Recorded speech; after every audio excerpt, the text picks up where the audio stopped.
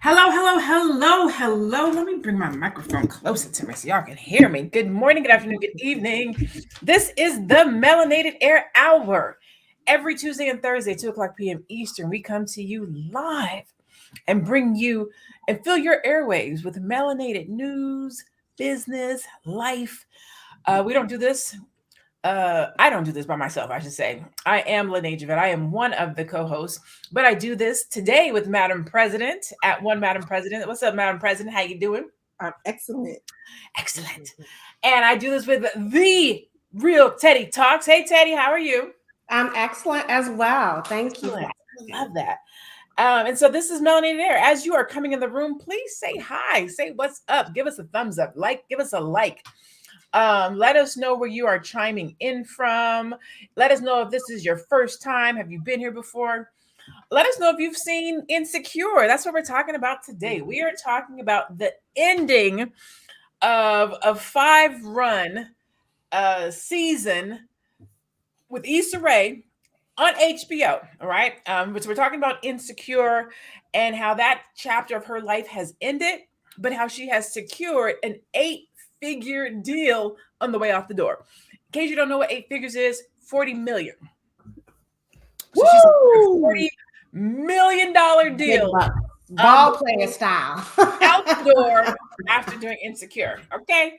So again, if you've seen Insecure, let us know. If this is your first time, let us know. If you have been here before, let us know. Say hi. Let us know you're chiming in. So have you guys, each of us have seen Insecure? I'm assuming. Yes. I'm sure, right? Yes, the whole series. Yes. So let's talk about from the beginning. Like from the beginning when it first came out, what were your thoughts? Okay. So go ahead. No, go ahead, Teddy. Well, I was going to say, I think I brought this to the group, and the reason was after watching the final season, and there was a background episode where they kind of talked about the episodes and her writing and directing and producing. And I realized I was very hesitant when it first came out to start watching it. And I don't know why. I think I watched an episode or two and I wasn't vibing with it for some reason. But then after watching the finale, I realized it's because of her awkwardness. Her awkwardness, showing that vulnerability on television, made me feel like she was giving away some secrets that Black women can be vulnerable. You know what I'm saying? That Black women are just like other women. We have more to deal with when it comes to white supremacy and racism and job place things, but we're human, we're fallible. We're not always Black girl magically doing everything in heels, looking good while we're doing the hair laid, all that. And her awkwardness just made me feel uncomfortable, but that was my own kinks in my own armor, right? So when I finally did get into it and watched it and fell in love with it, I just realized how hard it is for us, I think in particular, definitely for me to appear human, like just normal, because people think so many different things about Black people, Black women, Black men. They really don't know us. It's a facade. And that was letting them in on the real day-to-day stuff that happens to everyone, like Sex in the City style. And it was giving away our secrets. So that's how I felt. This is one of my transformation. Love the show. So proud of Issa Rae and everything she's done and will be doing. Her casting, her directing, her ownership of that show, all of it. So loved it all. Loved it all. Awesome. And getting into the audience, please let us know what you thought of Insecure. Have you seen it? If you have seen it, what were your thoughts on the show? How did it make you feel? What did you think about the ending? Madam President, what were your first thoughts when Insecure first hit the scene? When it first hit the scene, I was just so excited because it's been a while since we had Black women on television that everybody wasn't at the height of their life, right? Mm-hmm. A lot of times on TV, you don't see the middle. You see a lot of high and you see a lot of low. I mean, if you think about what was some old shows we used to have back in the day, The Corner, we enjoy seeing Black people on TV, but because a lot of Black television is pretty much okayed by white men and women, they think that they know everything about Black life. So what I believe happened was Issa Rae did that thing where, pretty much she started this process without any big opportunity. She said, I'm going to do this, put it on YouTube, and I'm going to do it the best way that I can. And then the first season, what you see is a person who is like everybody. Like, we are existing in this world, and we ain't stripping and we ain't rappers, you know, we like really on the day-to-day grind, trying to figure life out just like everybody else. And as we're trying to figure this thing out, here we are dealing with racism, sexism, you know, all the different isms that other races just really don't have to deal with. So for me, when I saw it, I was just like, man, this is amazing. This is so good to see. Because I remember living single, but I was little when Little Single came out. So I couldn't, like, my aunts and my mother could resonate with those characters, but I was just watching it with them and, you know, was laughing at what was laughable, but I didn't understand because I was not relating to their struggle. But now that I'm a grown woman, I was like, oh, this is my living single right here. This is for me, my generation. No, I never thought about it like that. It is kind of like today's version of living single. Yeah, but what I love about it is they did such a great job of normalizing everybody. A lot of times TV is just so extravagant, you know, it's like, you know, just think about a Tyler Perry movie, you know, you got a big ass house or a real small house, you know, like always it's extreme. So when you think about Martin, you would have regular apartment, but a guy who works. But also, shit, I got to think about spending this $200 on a pair of Jordans. You know, those were moments that were really, really, they were just moments that I believe a lot of people can resonate with. And it was good to see that. And that's what I felt the first season. Yeah, so Insecure is very, to you guys' point, it was very relatable. It was current. You could find yourself in a particular character at some point in your life. I apologize. Apparently, my dog is going to come in here and start playing with his toy. That's what we're going to do today. Play with the toy in the middle of the live. But it was very relatable. To your point, I like that. Oh my goodness, I'm so sorry, guys. I've got to throw this out the room. Okay. No, it's okay. He want to be in the show today. It was super relatable. And to your point, I like that it wasn't at the peak of their career, nor at the bottom. We got to see the growth in the characters develop. We got to see vulnerability, and it wasn't over sexualized. You got to see sex scenes, but they were intimate sex scenes. It wasn't crazy. It wasn't the ghetto fabulous Tyler Perry piece that we see in The Sisters. Like, it was very, to Teddy's point, vulnerable. It was the real part of being Black people, the love, the vulnerability. It was all of that. And that's what I really liked about it. We kind of talked about awkward black, I think it's called Awkward Black Girl, where she started to where she is now today in her career. And I think what translates from the beginning to where she is today and what makes her so successful is authenticity. Like, to me, she's been authentic from the beginning, right? Even from that transition from putting out her own films and Awkward Black Girl, which shout out to just following your dream and being consistent in what you do, right? Whether somebody's watching or nobody's watching, she's consistently putting those shows up on YouTube and then getting picked up by HBO and staying consistent, not trying to fit into a mold or a box to present something to us in America, but staying consistent to Black people and authenticity. What are your thoughts about that? I definitely think that is so important. And I see it. Like, I think I made this comment on here before, when you're watching people on YouTube and you're watching their show and you're getting into them. Kevin Samuels is a perfect example. They're talking about one thing. I think he was talking about cologne, men dressing, maybe a few other things. I didn't watch him. This is what my husband tells me. But as he became more famous, he switches to this whole relationship thing and relationship advice. And a lot of people will be talking about something in particular. Then they get more popular. And then they start telling you how to make money and how to grow your YouTube or all these other things. So you lose that authenticity that got you watching that person. Then you're still supporting them because you like them. But the thing that brought you there, they're not doing anymore. And Issa did not do that. She kept up with that whole, I mean, it was awkward almost to the last episode, right? Like, I would watch it and be cringing for her and dealing with her dating and the boyfriends and the crazy sex and, you know, all the stuff that single women deal with growing up. in an environment. So I appreciate that she kept it that way. And I think even though she said she still feels awkward at times, which is amazing, and very vulnerable, she has done so much. And just, I mean, let's go behind the scenes to the fact that all of the jobs she created, all of the popularity she brought to that area of LA. I mean, she just really did. She touched so many lives in so many different areas. So I think that's fantastic. Absolutely. And you alluded to something. I'm going to share my screen. The things that she has accomplished over these 5 years. Gail asked her in this interview. Let me share my screen. Can you guys see my screen? Yes. All right, I'm going to press play. Beep. Yeah, because let me remind you about the last 5 years for you. And this gives me so much joy. Covers of Variety, Rolling Stone, Vanity Fair, Self Magazine.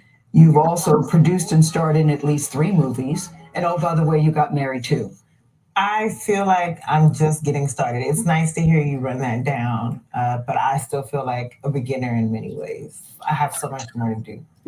And that's not even it. So let me remove that. Let me run down her I forget what her jacket, if you will. Yeah, her resume. Her resume, right? So, and actually, let me share the screen. I'll share this part on the screen. Add to the stream so you guys can see it. This dude is for real. Like, we're gonna act up today. Okay, so her film. 2014 Hard Times, Black Twitter Screening, Protect and Serve, A Bitter Lime. 2015 Killing Lazarus, some of the stuff I didn't even know about. 2018 The Hate You Give. 2019 Little, Hair Love. 2020 The Photograph, The Lovebirds. Your girl is going to be in Spider-Man this year. How about that? How great, right? And then she has another movie coming out called Vengeance. That's film. Look at all this television. The Misadventures of an Awkward Black Girl from 2011, 2013, MO Diaries, The Couple, The Number, How Men Become Dogs, True Friendship Society, My Roommate. I didn't even look at all these television spots, music videos. She was in Happy with Pharrell Williams, Moonlight with Jay-Z, Spice Girls, Nice for What with Drake. And then look at her awards and nominations. You see this? That's so fantastic. Look at this. I can't even read them all just for the sake of. And she's only been out since about 2011. She got the deal for Insecure in 2016. And look at this. I just want to tell somebody today to be consistent and follow your dreams. And you never know where it's going to take you. Like when she was doing Awkward Black Girl, do you think she would have imagined a 8-figure deal 5 years later? I mean, or 6 years later, I think, from the time she did that show. I think she hoped for it. That's what she's working for. I think, Madam President, you said that, like leaving room for miracles. Like, of course you're working hard to get a $40 million deal. Of course that is what you're doing. But do you really think it's going to happen? You know? So that's amazing. Yeah, you know, when you're creating content, when you're starting a business, when you're writing a book, when you're just living in your passion and you're doing it on a regular basis, you're hoping for the best. You're believing for the best, but you really don't know what it's going to look like or how it's going to come. And so I read some place where a lot of people were like, why did HBO cancel it? Why is this done? It was doing so good. And I read she went into the deal of Insecure only wanting to do 5 seasons. So she knew she only wanted to do 5 seasons. So it was not canceled. She wanted 5 seasons. She did 5 seasons and that was it. So not even that, she went into this negotiation, this deal, this journey, this experience, already thinking about the end. I want to do this for 5 years, and then I want to move on to something different. So her on to something different, this new deal, and clean it up, the multi-threat creator inked a $40 million 5-year overall deal extension with WarnerMedia in March, including her rebranded Hoorae production company, launching her new reality series called Sweet Life Los Angeles. That starts production on her new show called Rap Shit. So she actually has 2 new shows that are going to be coming out on HBO through her $40 million deal over the next 5 years. I love it. And let me say, here's credit to money, popularity, and transformation and doing what you love. Because I looked at her the web series, the Awkward Black Girl web series, and just look at her like 2 years later. I mean, she changed. Like her looks changed, her essence changed, her glow changed. Like she still has that same beautiful smile. It's still her, but that glow that she brought with her. And I think another thing that this show did was it put a nice chocolate, beautiful Black woman on the screen. And it gave her so many different looks. Like it was just like her hairstylist in this like behind the scenes HBO special that they did just showed how her hairstyles were just loving in her hair. Like every time she enjoyed doing something new, something different. And it just changed her whole look from episode. Within one episode, she'd have like 4 or 5 hair looks. And we don't get that. You're in the zone more than I am, Madam President, but I know that a lot of these Black actresses going on these shows aren't getting their own hairstylist. And if they get one, they don't know how to do Black hair. They're not loving on it and taking care of it. Exactly. So a lot of times I think the beauty, this is something that I wanted to say too about the show is we lost Lene. She's there. She's probably handling her dog. Yeah, so the one thing that I wanted to mention about the show is we have Larry Wilmore and we have Prentice Penny. Mm-hmm. These are producers that Issa pretty much were partnered with to help her improve Awkward Black Girl. Mm-hmm. Awkward Black Girl could work on YouTube, but Issa was able to get with some people who had been in TV for 20 years to get her to Insecure for 5 seasons. Yes. So I want to highlight that so that when people feel like they can do it themselves, I know that everything highlights Issa, but she had a level of support that, you know, most people, like we talked about, you have to invest in. You have to go and seek mentorship. And sometimes, and also too, I want to bring Black women and let them know this is what you've done. Black women, this is what happens to people when you show up for them. Issa's 9-figure deal, or I'm sorry, 8-figure deal, whatever it is, it's not because Issa Rae made a show and nobody watched it. She made a show and we all watched it. Mm-hmm. That's what happens. And that's one of the things that I believe that is so important for Black people to keep that momentum in mind and keep it on their necks. Let people know, hey, the people ain't got where they are because of themselves. No. Mm-hmm. Everybody is an active participant.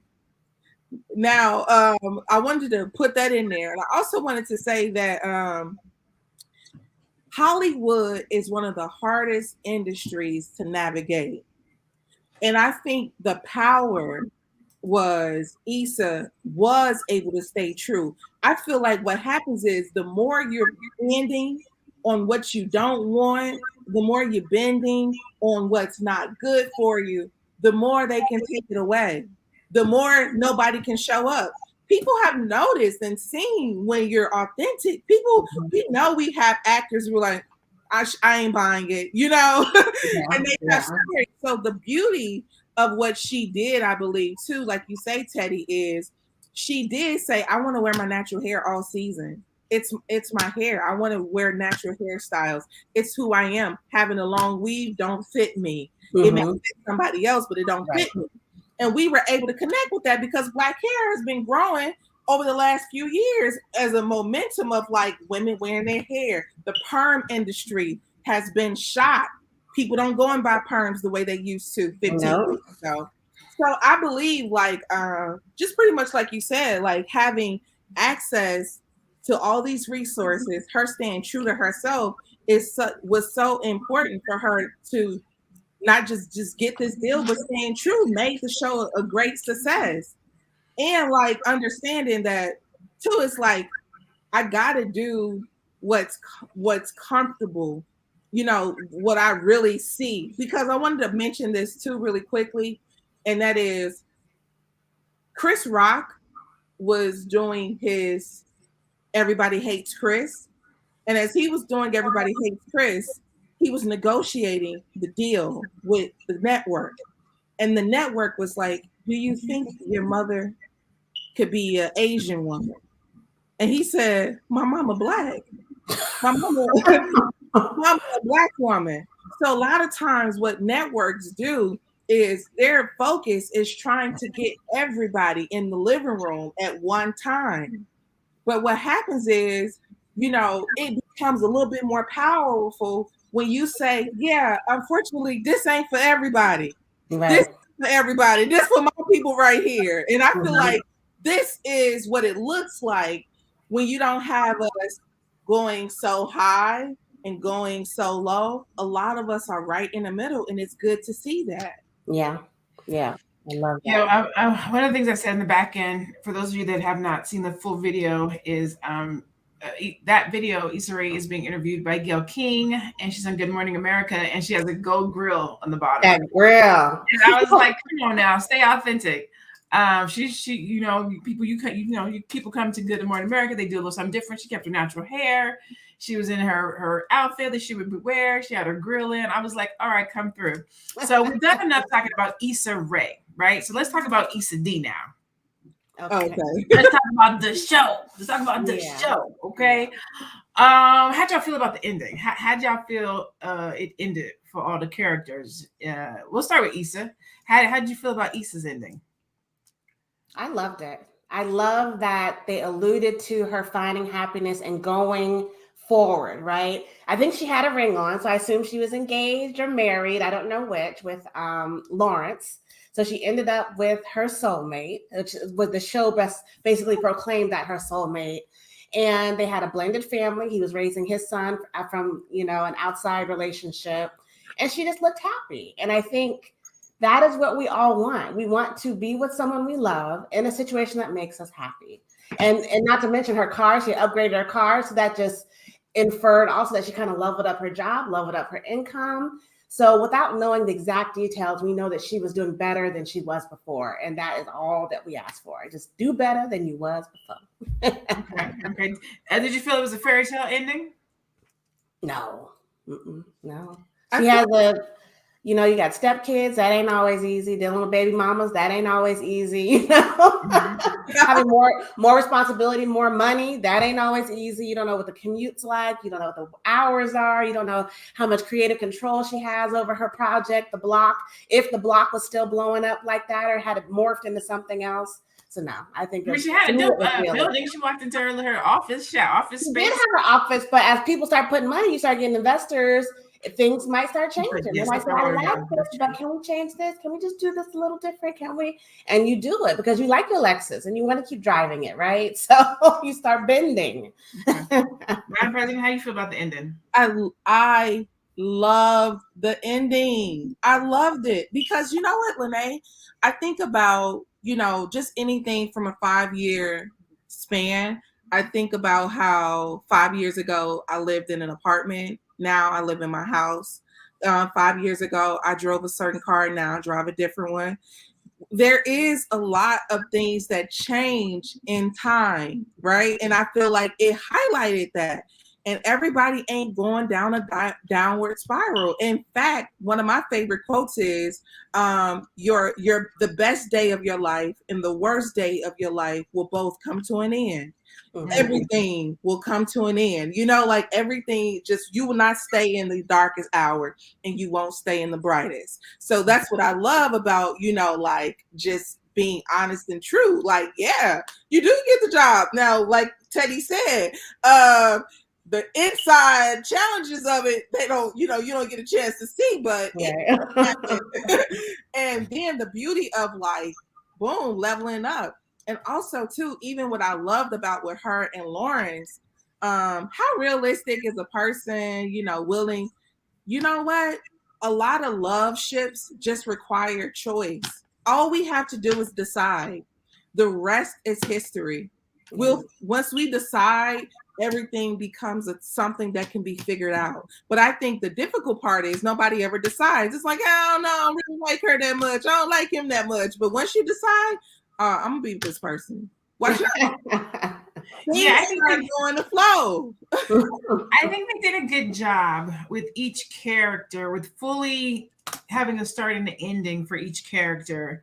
I liked Issa's ending because of how they drew it out. It wasn't immediate.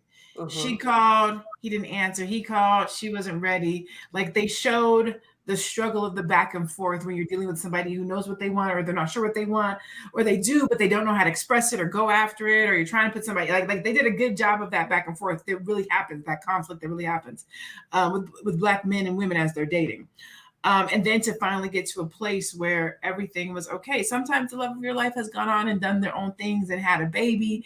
And then you have to decide, like, can I still go back to this person who I loved and now has a kid who didn't have a kid, or we were supposed to have a kid together? Can I still get past that and move on? And there's a lot of women and men living in that place today right now. Yeah. Their high school sweetheart went on, had a different life. They crossed paths at their 10-year, 20-year reunion. They're trying to figure out how and if we can go forward. So I like that they showed that you can still have a happy ending, right? You can go through struggle, you can have turmoil, life happens, but then you can still come back together and live. I like how Molly had to deal with herself. There's a lot of folks, men and women, that don't want to deal with themselves. They don't do self-reflection. They don't wonder why I keep dating the same person. Why do I keep ending up by myself? I don't know how to be vulnerable. And they did a good job of showing and having her work through those issues, and then presenting a man that loved her through her flaws. That was the key. The man, he was laid back. He was okay enough to deal with her flaws, her baggage, and her being her dynamic self. Like that was so important. Yes. She was getting better, but she needed him to help her be her best. And it's okay. And I think that that's okay. Black women need to be okay with that. You can be a strong Black woman, competent, secure, dynamic, have a dope job, but do not lie and say you don't need a man. I'm over here right now holding my back. I put up a post just a minute ago that says, I'm gonna read it to you. It's literally on my phone. It says, these strong women that don't need a man must not have back pain and need a massage in the middle of the day. Because I'm over here massaging my back as we talk. Okay, my back, I'm like this, talking to y'all, like standing up because my back hurt. But it's okay to want and or need a man. And I like how Molly finally got to a place where she was able to put her boundaries down and let somebody in, and how he was there to work through those. I like Tiffany and her husband. I like that they showed depression. I like that they showed that it looked like she had this perfect life and was doing all these things, but she still had issues and flaws, and she didn't have it all together, and she was unhappy. Because we think that the Joneses got it going on until we really get into their lives. Yep. They dealt with the girlfriend that moved away. Like it was just so I love that piece. And then Kelly was my homegirl. Like she was way laid back and cool. She got pregnant, found her a boo, settled down. Like it was just it was inspirational. It was empowering. It showed. I know they were they were in their 30s, but it just says that life doesn't stop. You don't stop growing. You don't stop evolving. Life doesn't stop moving. It was good. I'm excited to see what she's going to do next. Definitely. I think that one thing that was kind of alluded to, and it wasn't said outright, was how when Kelly announced that she was pregnant, that made Issa realize that even though you say you're never going to do something or you're never going to go down this one road, when you see your friends being courageous and doing that thing, it may make you reevaluate what you thought, this box you put yourself in. Because soon after, that's when she reached back out to Lawrence, because she's like, if she can have a baby, I know I can do what I said I wouldn't do, or I might feel judged if I do it, or whatever the case may be. So, yeah, that was a good point. I think it was Tiffany's character who said something like, sometimes the wrong choice is your right choice, or something to that effect. Yeah, something to that effect. I did. Yeah, something to that effect where like sometimes the wrong choice is the right choice. Or it may seem like it's the wrong choice, but it's the right choice for you. Exactly. And sometimes we have to realize that, like our homegirls and our family and our friends are like, girl, you don't do it. You don't need it. And each situation is special. I don't want somebody out there to be like, I was watching Melanated Air and they said he was right for me. That's not what I'm saying. I'm saying everybody's situation is different. This is Hollywood, right? We talk about Hollywood. And so for this situation, it was right to go ahead and reach out to Lawrence. And I know there's some people that were Team Lawrence, some people that were Team Nathan, some people wanted to see Issa with Nathan. But I think that Issa ended up with the right person. Definitely. And I like how they ended that. I like how they showed some of Nathan's colorful character that it wouldn't have been good for her. Like them, with her being her awkward self and him going through his emotional issues and his mental issues and jealousy issues, like it just wasn't going to work. And then the way it ended, it reminded me of dating, like before I got married, because he said he basically told her when they broke up, he was like, what you got going on, this ain't good for me. It's repulsive almost. I don't remember his exact word, but he's like, I can't do that. And it's so hard and it was so raw, but it was so necessary because then there was no ambiguity. He said, this is not gonna work for me. What you got going on and what I have going on ain't gonna work. And they broke it off and it was done. Mm-hmm. And unlike her and Lawrence, episodes before, it wasn't there was no finality to it. So you just both out there lingering, So that's what I appreciate in relationships. When it ended, even if it was bad, just ended. Like it was over. There is no going back. There's no doors left open. We ain't coming back to this. And you gotta be okay to say that. I think. Thank you, Michelle. Michelle said he said it was. They actually said it was toxic. That's it. We have to be okay with that because we will stay in a toxic situation, a relationship, just to be with somebody when our heart belongs to somebody else. We're not through a particular situation. We're still carrying around baggage from another situation, and I think that's the vulnerability you were talking about, Teddy. Like it was so real. Yeah. It didn't feel like it was Hollywood. That's the thing about it. It didn't feel like it was Hollywood because it was so real. Yes. Mm-hmm. And all of the characters, all of the white characters in that whole series was there. They were placed there deliberately. And it was usually to be made fun of. Usually it was in a jest manner. And let me tell you why I love that. Because so many times, just like you said, have a Korean mom or something, or Asian mom. Why? Like sometimes unnecessary, the input of off-color, and I'm going to use that word, off-color character. It's unnecessary. And anytime she had white characters in that whole series, it was deliberate and it was for a reason. And it wasn't to take away from the true heart of Insecure. And I love that. That's why I enjoyed watching it. I didn't feel that facade. I didn't feel that forcing. It was just, I loved it. I love just seeing us in our glory and our beauty, being our natural selves, going through life. That made me happy. Yes. Me too. Yeah. So what can we learn from Issa? Ooh, well, I think that we can definitely learn that there is a lot of possibility when you're willing to put a strong effort in your dreams. Because like some people have dreams and they just don't have any effort behind them. But I also like to be a realist. And I know that we all come from different backgrounds. And one of the things that I try not to do is, I try to just genuinely give Black people their space to understand that, like, it's not easy. All of the things that you want to accomplish, all the things that you want to do, it's not easy. Issa has a father who's a doctor and a mother who's a teacher.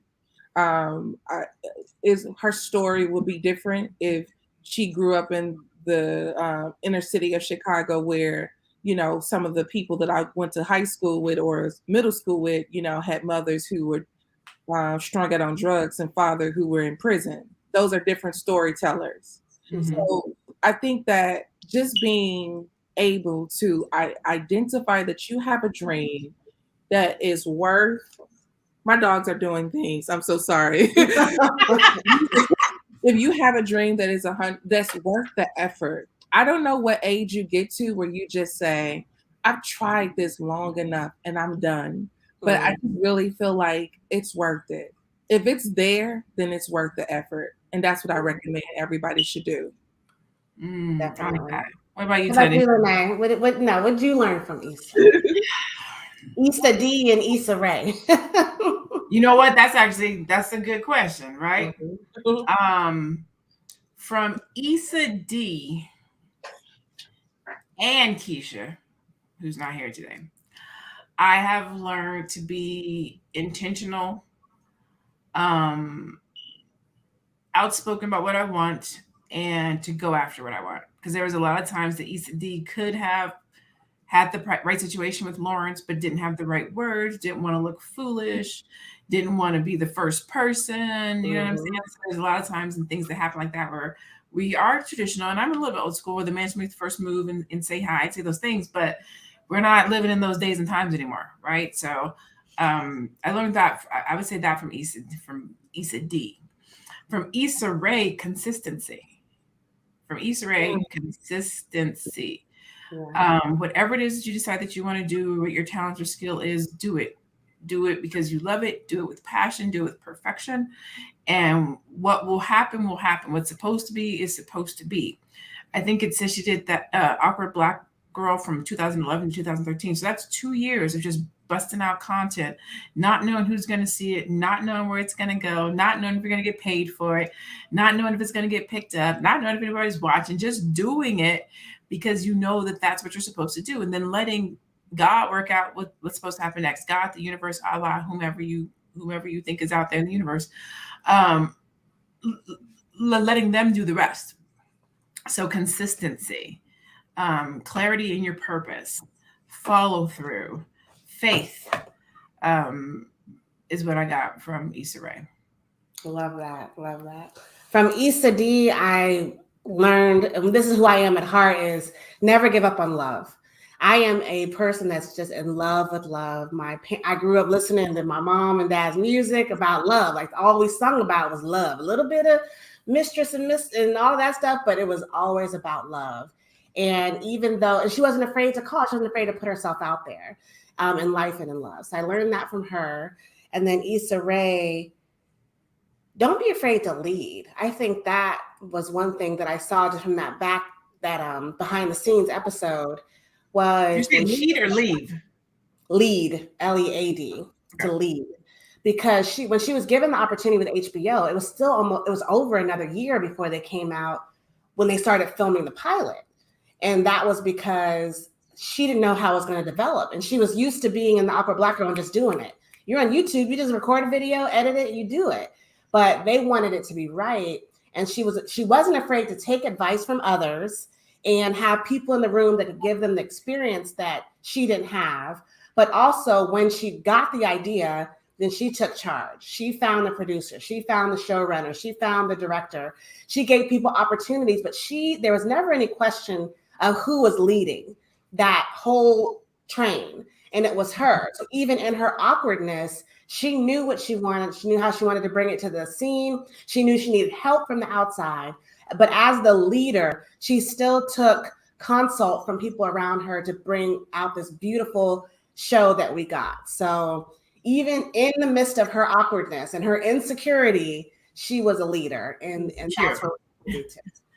Even in her insecurity, she was secure. Okay. Yeah, absolutely. The other thing, and I think we can all learn from this, and I'm pretty good about this, and it's one of the things I'm proud of, is when you're going up that mountain and you're climbing that hill and you're going to the top, take some folks with you. I tell my audience all the time, when I get to the top, if I look around and I'm by myself, I failed. If you get to the top alone, you failed. Get to the top all you want to. If you're by yourself, you failed. And she's taken people with her to the top, from producers. I know Kerry Washington did some episodes and a couple different producers. She had different people on the show. She had, Black people behind the screen. She put different actors and actresses on. She didn't just, to your point, I think you said it, Teddy, she didn't just build this thing by herself, or maybe it was you, Madam President, but she built it, and then she made sure that we were sitting at the table. She made sure we were part of building the house. She made sure we were part of the deal selling it. Like every transaction of that show included some Black people, and then all different hues of Black people, not just your light-skinned girls, but you had your chocolate girl. I mean, it was just so well executed that a lot of shows and Hollywood and people could and should take notice. One of the things I thought during that interview was, how people kind of razz on Gayle for various reasons. Gayle King. Is that her name? Gayle King? Yeah. For various reasons. And I'm not on that debate. But they're like, but she's Oprah's best friend. She should have X, Y, and Z opportunity. But then just what you said, Lene, look at where you're sitting. If you consider yourself successful, and is your homegirl sitting next to you? Is your best friend in the room with you? Is someone that you love and appreciate has been around you in that room that's helping you be your thing, or you're helping them do that thing? And I think we take it for granted that if Oprah was our best friend, that we would be doing something similar to what Gayle King is doing. But that's not true, because a lot of y'all get to the top and don't look down. Y'all don't look around. Y'all don't bring nobody's cousins, aunties, nieces who are striving to be entrepreneurs or whatever. You don't bring them in the room. And that's where, as a community, sometimes we fail because now, granted, some people's families and friends don't want to do nothing. Got it. But there's always someone that you can help lift up. And if you're the Oprah, who is your Gail? You know, who are you looking at to help put them on as well so they can have a successful career outside of you?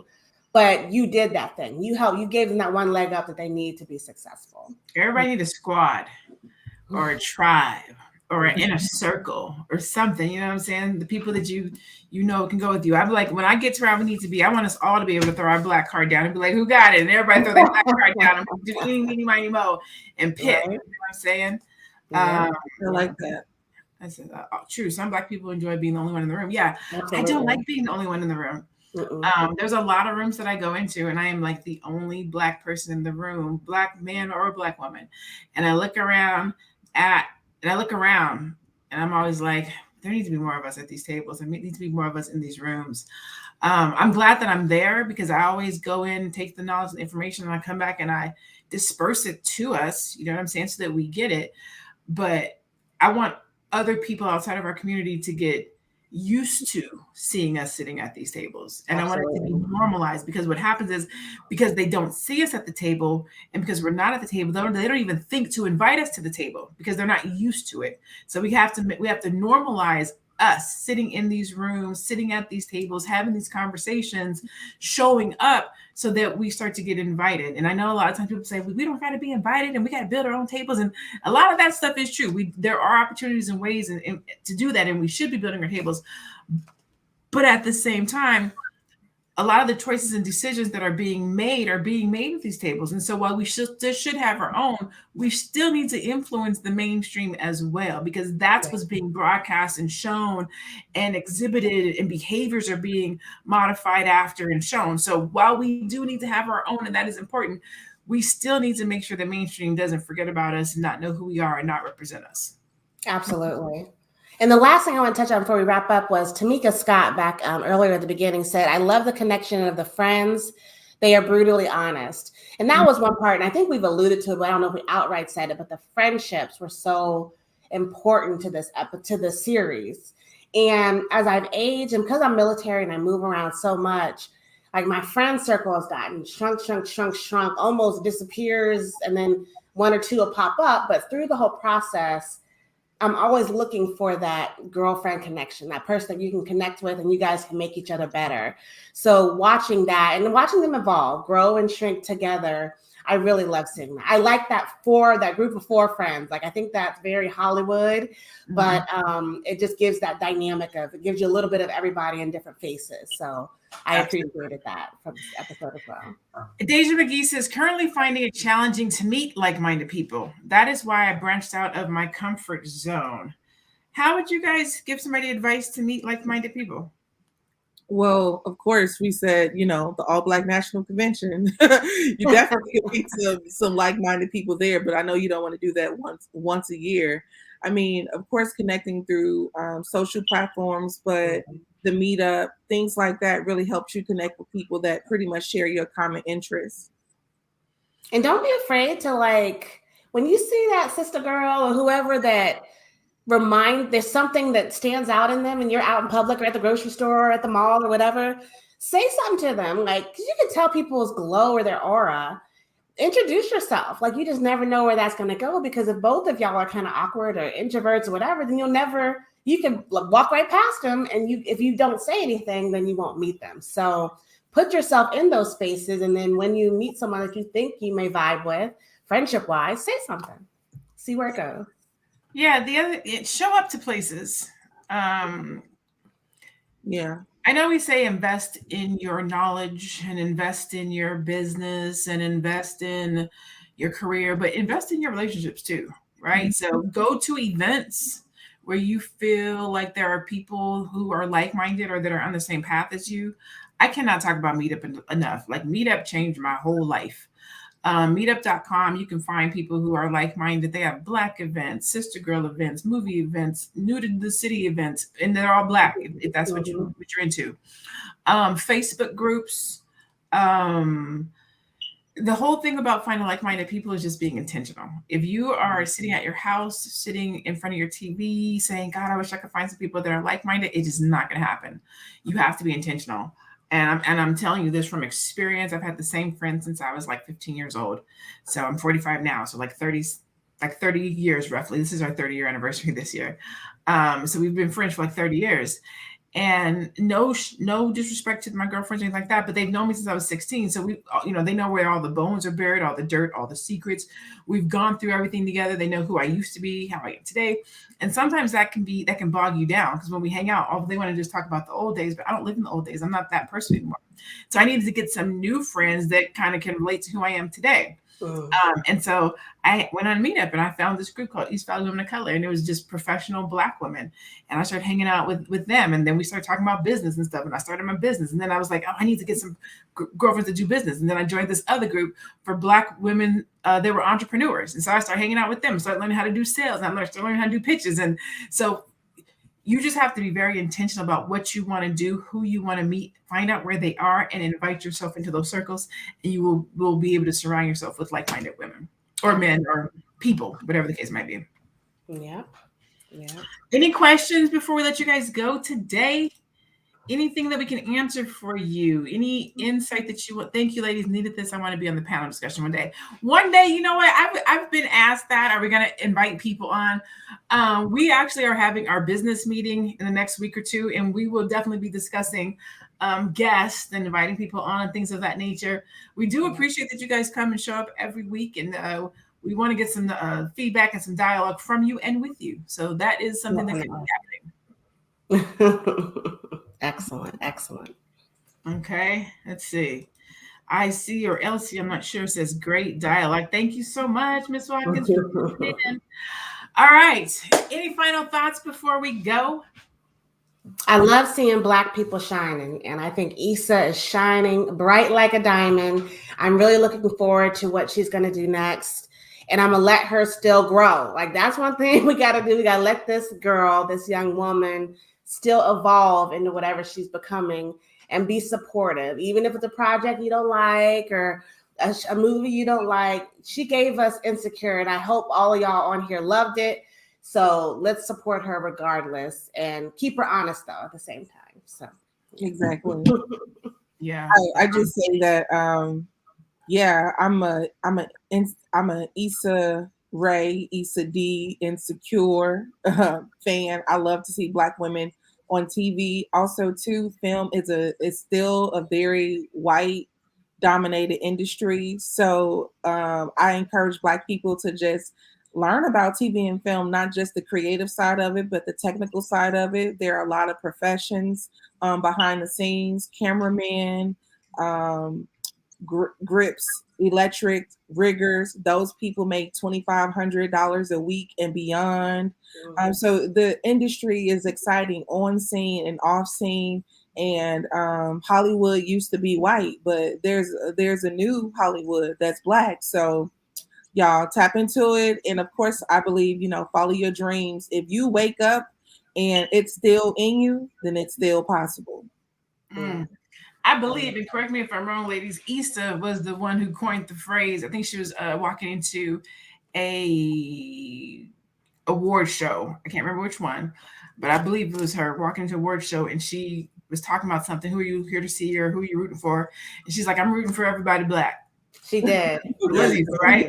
It don't matter to me as long as they Black. I'm rooting for everybody Black. Like, that's who I'm here for. I'm showing up. And I think if we take that ideology throughout life, I'm rooting for everybody Black, whether that's your homeboy, your cousin, your neighbor, your sister's cousin, boyfriends, nephews, nieces, auntie.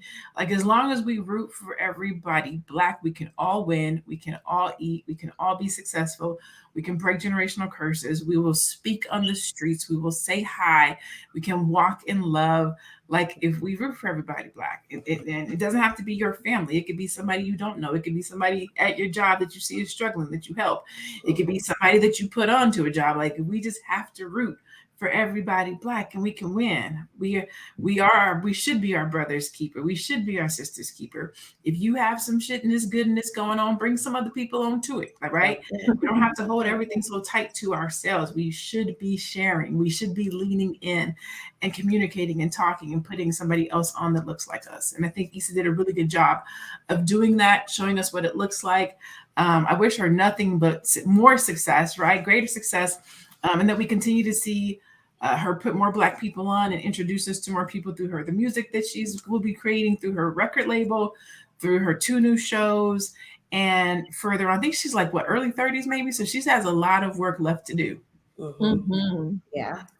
She says, yes, imagine that. Yes, let's lift each other up. Thank you for all the insight in this conversation. You are so welcome. Dennis says we need more of that, y'all. Yes, sir. Amen. And hopefully the camera crew was able to see that all lives are similar if you take color out of the equation. Absolutely.